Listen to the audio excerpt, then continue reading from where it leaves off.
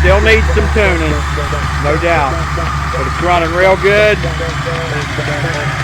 Got the Holley Dual-Sync Distributor in there finally.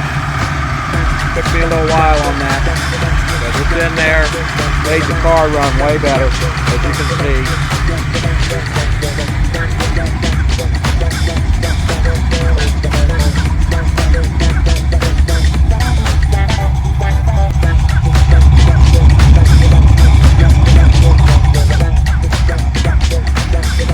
More to come. Give it a little shot here. Give it the bean.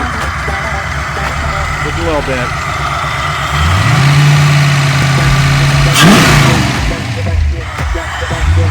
It noses over a little bit there. I'm working on that. A little tuning.